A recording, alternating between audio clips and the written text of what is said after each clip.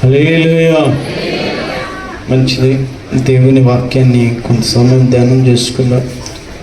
యెషయా గ్రంథము 55వ అధ్యాయము 5వ వాక్యం చదవండి. నీవు ఎరుగని జనులను నువ్వు పిలిచెదవు, నిన్నెరుగని జనులు యెహోవా నిన్ను మహిమపరచగా చూచి నీ దేవుడైన యెహోవాను బట్టి, ఇశ్రాయేలు పరిశుద్ధ దేవుని బట్టి నీ యొద్దకు పరిగెత్తి వచ్చెదరు. ప్రార్థన. మహాపరిశుద్ధుడా, జీవం కలిగిన తండ్రి, నీకు వందనాలు. నీ మాటలు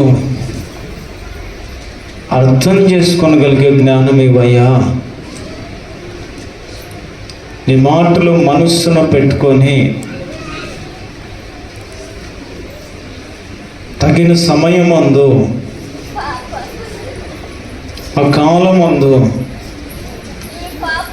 మనస్సులో దాచి ఉంచిన మాటల ప్రకారం కాలాలు మారే కొద్దీ,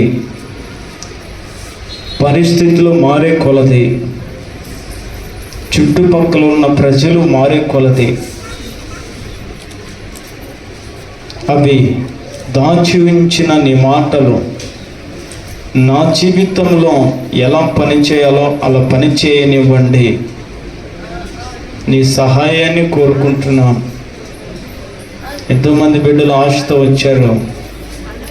ఆశపడ్డ ప్రతి బిడ్డ ప్రాణము తృప్తిపరచబడి తిరిగి వెళ్ళినట్లుగా సహాయం చేయమని, నీ మాటలు ధ్యానం చేసుకున్నచుండగా అర్థమయ్యే విధంగా మీరు మాట్లాడి బలపరిచి బోధించి నడిపించమని యేసు నామమున ప్రార్థిస్తున్నాం తండ్రి.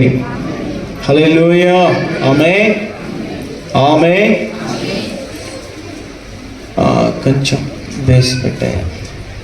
నీవెరగని జనులు నీవు పిలిచెదవు, నిన్నెరుగని జనులు యెహోవా నిన్ను మహిమపరచగా చూచి నీ దేవుడైన యెహోవాను బట్టి, ఇశ్రాయేలు పరిశుద్ధ దేవుని బట్టి నీ యొద్దకు పరిగెత్తి వచ్చెదరు. మీరందరూ నాకు తెలుసా? మీరందరూ నాకు తెలుసా? తెలియదు. ఎందుకు తెలియదంటే,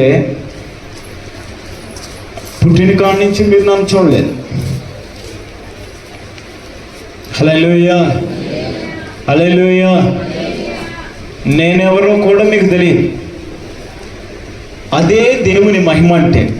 ఎందుకు అని అంటే, నీ వెరగని జనులను నువ్వు పిలుస్తావు. ఆమె నువ్వు చూడని ప్రజలను నువ్వు కలుస్తావు. నువ్వు నీ ఆలోచనకు కూడా రాని ప్రజలను ఒకసారి వాళ్ళతో ఉంటావు. హల్లెలూయా. నీ బంధువులు, నీ ఊరి వాళ్ళు నీకు తెలుసు. వింటున్నారా?